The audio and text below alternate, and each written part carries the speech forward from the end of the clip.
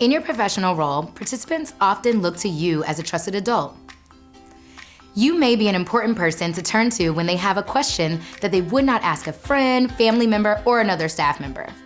How do I make an appointment to get on birth control? How do you know if you're bisexual or pansexual? How did you learn about sex? What's a wet dream? Can you get tested for every STI? Questions related to sexuality are unique and may feel tricky, but fear not. We're here to help by taking you through the 4 steps to answering sexuality questions. This simple 4-step communication technique will help staff answer any kind of sexuality question, even if they are unsure of the answer and without sharing personal experiences and values.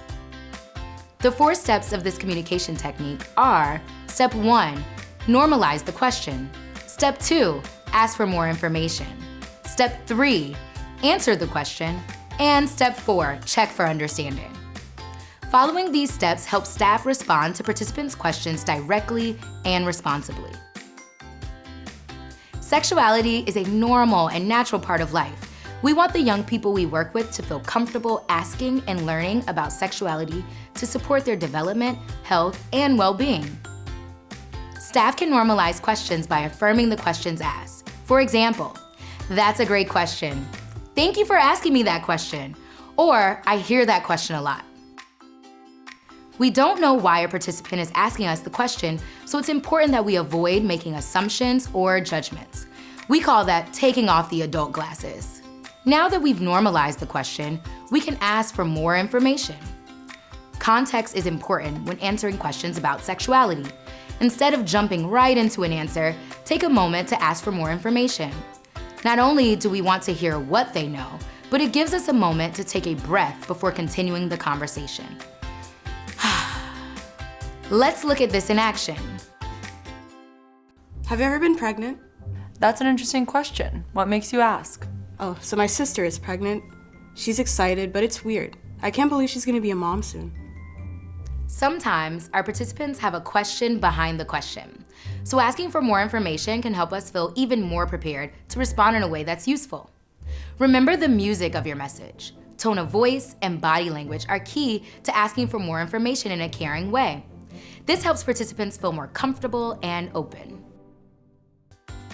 After normalizing and asking for information, it's time to answer the question.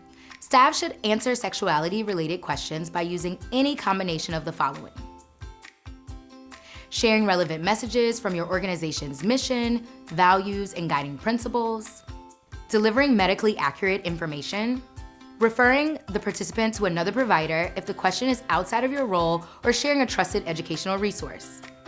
Remember, staff shouldn't share their personal stories or values when responding to sexuality-related questions from participants. We want to make sure that they're the ones centered in these conversations, not us. Let's look at one more example. How will I know if I'm ready to start having sex? That's a really good question. The decision whether or not to start having sex is a personal one, so I can't answer that for you, since it's something you'll have to decide for yourself. How do you think someone knows whether or not they're ready to have sex? I'm not sure. I think people just know when the time comes. Well, the decision to have sex for the first time is a big deal. It means checking in with yourself and a partner about whether everyone feels ready. It also means knowing how to reduce the risk of unintended pregnancy or sexually transmitted infections, if those are concerns people have. It can also be helpful to talk it out with someone you trust, like a parent or a close family member. How'd that sound?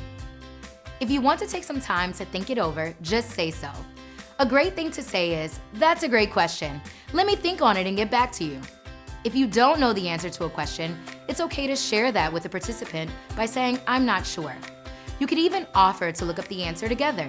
Just make sure you let them know when you can get back to them, or let them know where they can learn more information in the meantime. The 4th and final step is to check for understanding. Staff can do this by saying, "How do you feel about my answer?" Or, "What takeaways do you have from our conversation?" Checking for understanding is an opportunity for staff to review the conversation, correct misunderstood information, and keeps the door open to future conversations. Now that you've learned the 4 steps technique, all you need to do is practice. Just remember, normalize the question, ask for more information, answer the question, and check for understanding.